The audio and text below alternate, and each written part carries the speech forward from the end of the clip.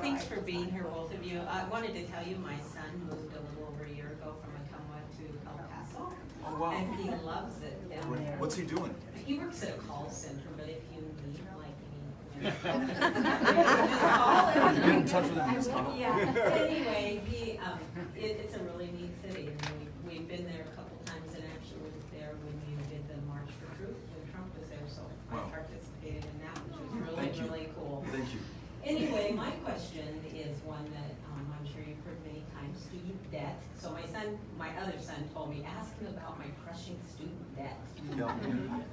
And I've heard everything from refinance student loans, which would help, but it's not huge, to free college tuition, you know, it's everything in between. So I want to know what your stand is, and also the other question that I think about is, how do we keep the cost of college from going so high? Yes. I'm sure when my husband went to college many years ago, it was a lot cheaper back then. So how do we hold the cost of college down and help relieve student debt? Thank you. Thank you. I've learned a lot about this issue, especially here in Iowa. And I've learned about it listening to public school educators, and I'll tell you the connection.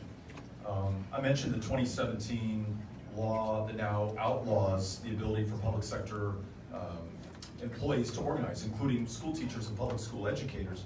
And it has produced a bumper crop of teachers for the state of Minnesota. Yep. You all paid to train them, to educate them. They were in your classrooms until we no longer supported them and had their backs. And now they're in a state where they're paid a true living wage, because the teachers who remained here in Iowa far too often are working a second and a third job. And it's connected to your question in the following way. Not only is it the wages that they are paying, but it's the payments that are leaving their homes to pay down the student loan debt. If we think about it, we've asked teachers to take on debt, to borrow for the privilege of teaching our kids in that classroom. And something has to break. Putting food on the table, paying the note on the mortgage, paying the note back to your lender for your student loan debt. So here's our proposal.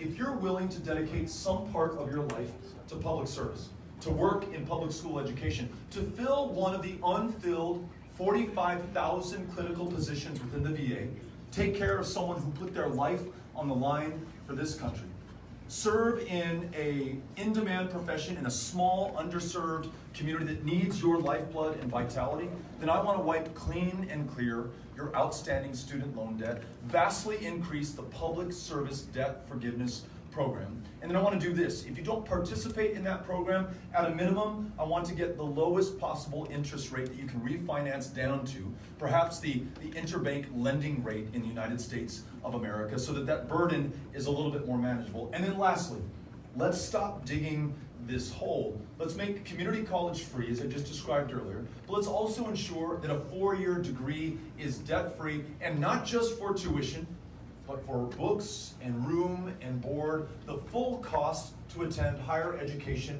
in the country. And then the last question you asked, how do we keep these institutions from controlling the rate of inflation? We make this conditional. We'll invest more federally if states will do their part, and if institutions will control the cost of tuition, room, books, and board, then all of that will work out to make sure that the $1.5 trillion in outstanding debt comes down, and we don't add more to it going forward. Thanks for asking the question, and I look forward to meeting your son in El Paso. Thank you.